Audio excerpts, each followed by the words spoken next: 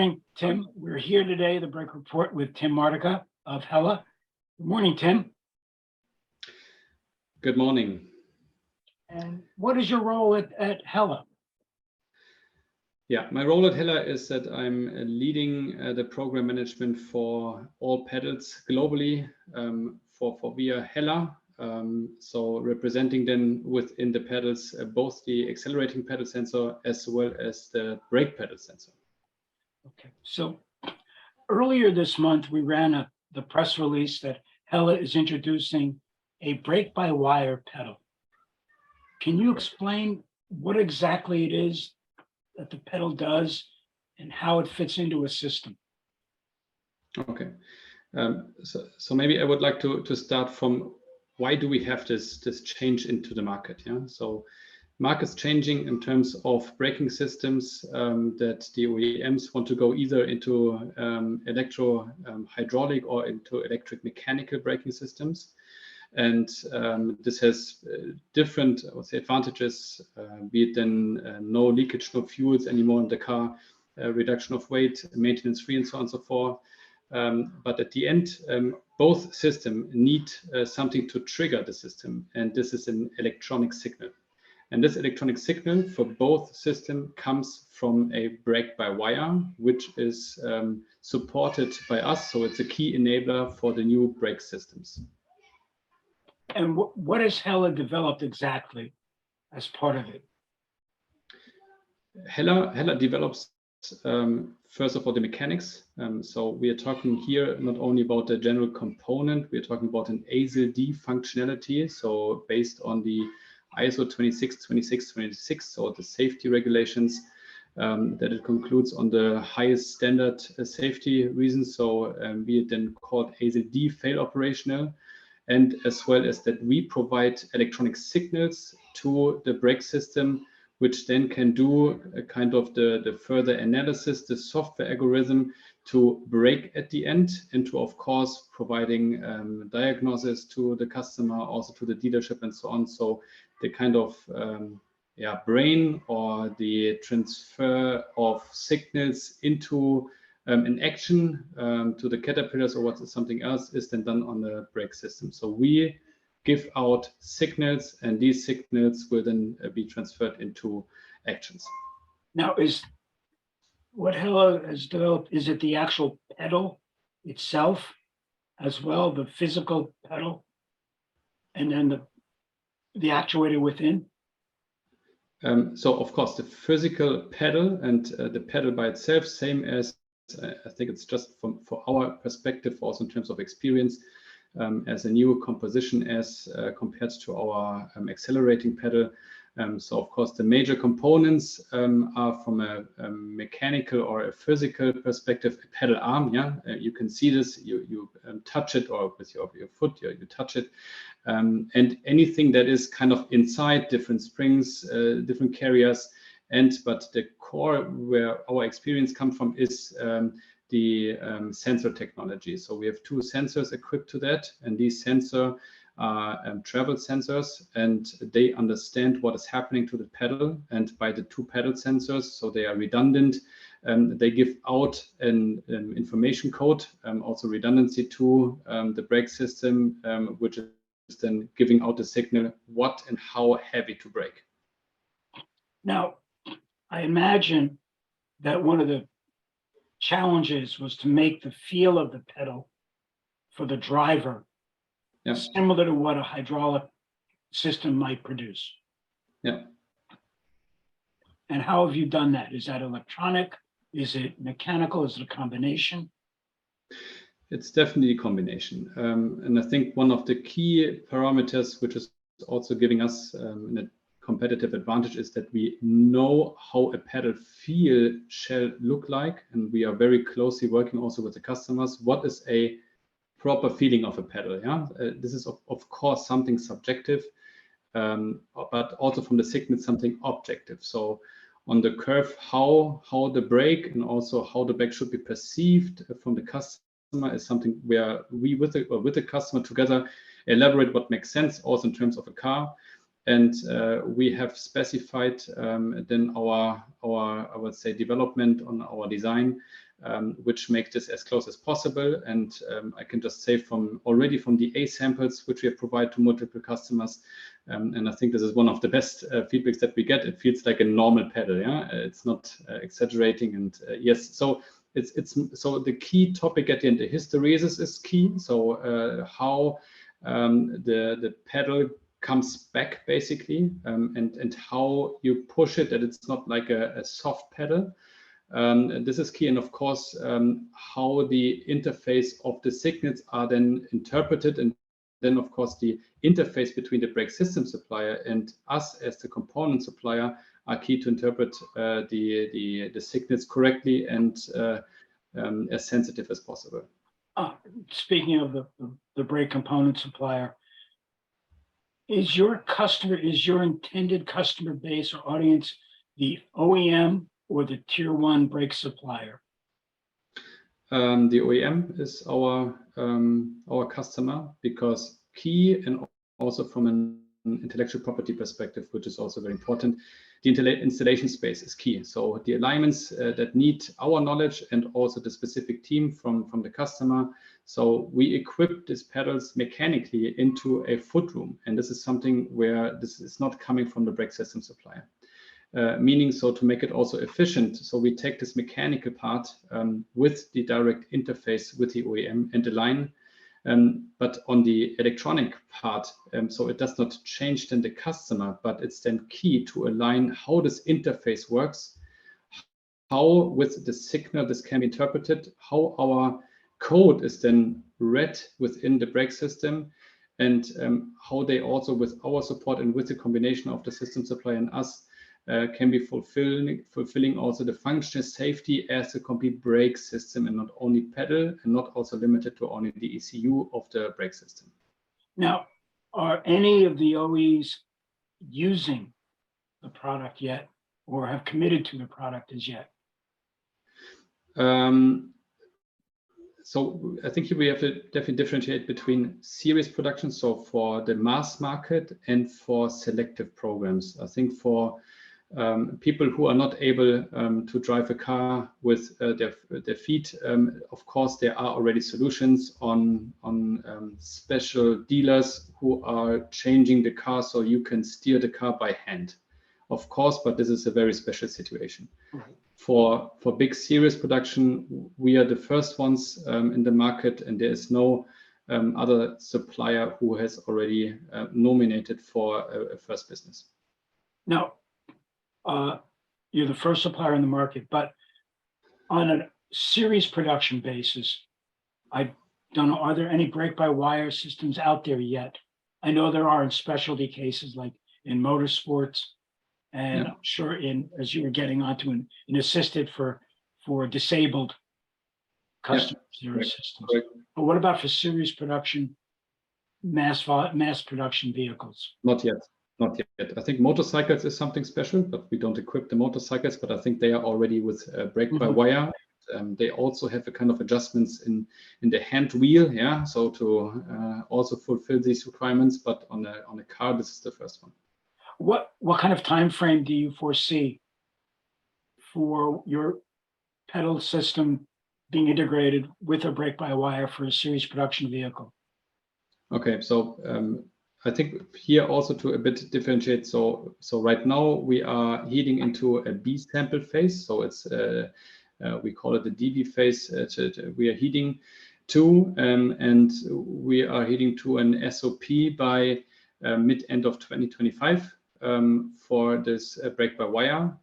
The system, as I said, is different, of course, if we're talking about hydro or electro-hydraulic system, or onto mechanical systems. And of course, this is something also where our system suppliers, it does not give us all information. And of course, this is also property, so intellectual property as well.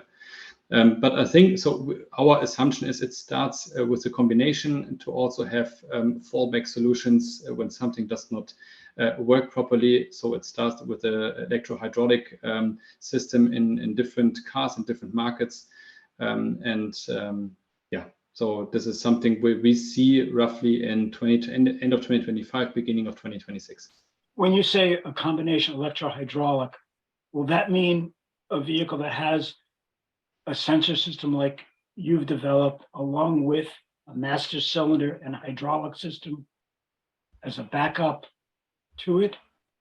Correct. So I think so it also depends on where hydraulic starts and ends, and all of the system suppliers they define the system differently. But here I would say we don't have all the details. Yeah, so maybe we concentrate on the pedal.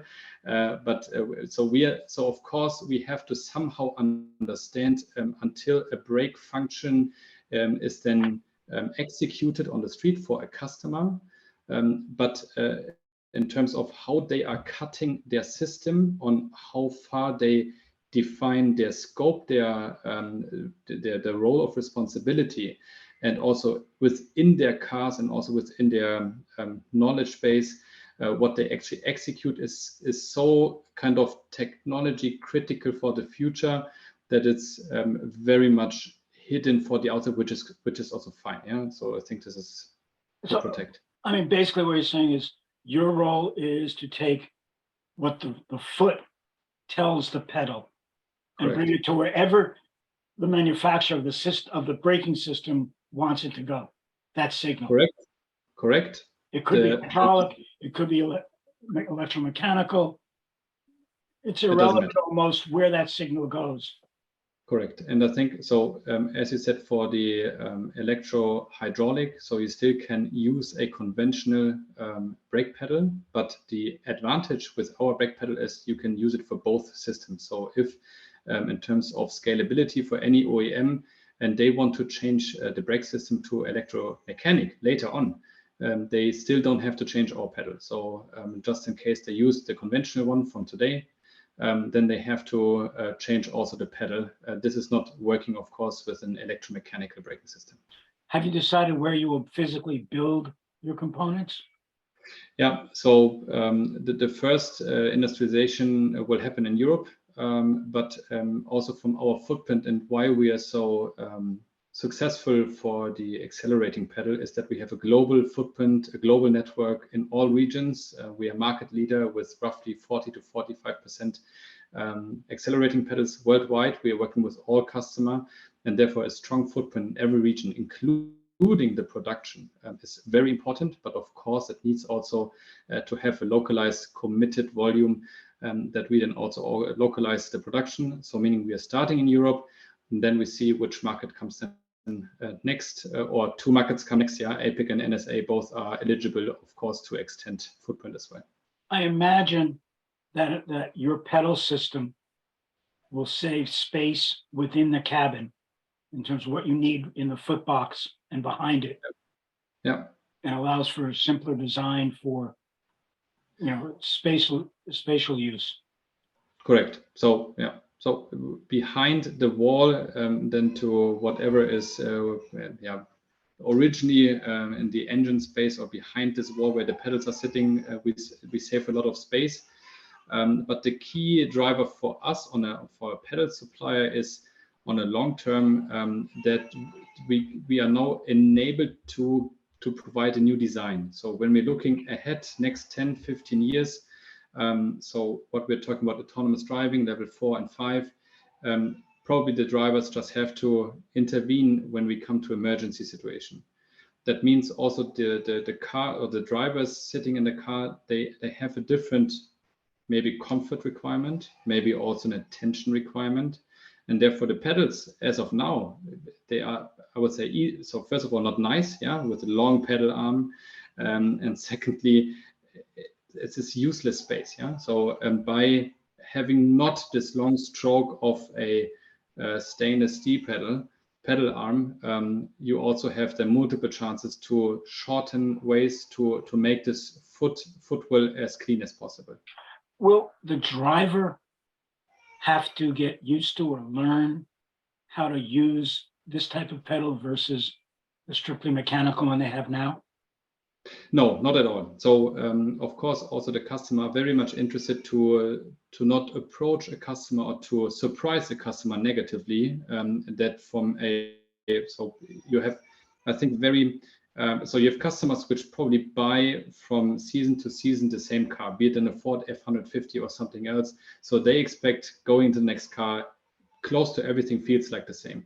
So this is what we do first. But secondly, what we enable as well is by this electro signal, you can also adjust, of course, the curves so that you have a different pedal feel on a drive mode button, for example, that you have right now. You want to drive sportive, then you can push this button and adjust also the brake feel.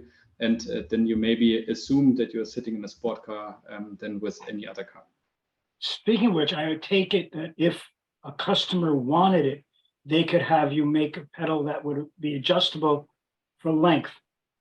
Yes. Right now, there are a couple of vehicles in the market you can just, with a pedal box, puts the pedals. Yeah. And it would take it to be simpler for you to integrate such a thing into your system.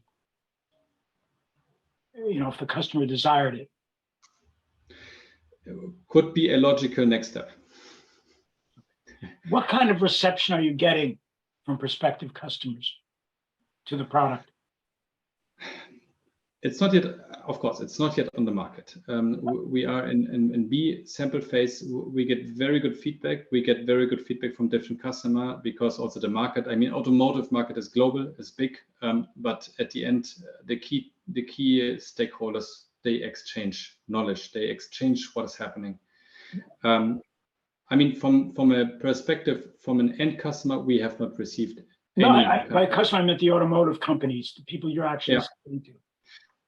Of course, I mean, they are talking to us whenever they can. So they want, so they speak with us on eye level. They know we have huge, so both experience and relationship with the same people. In most of the cases, we're talking to the same guys, which are now responsible also for the pedals and not kind of the brake system. So this makes for us it easy to extend.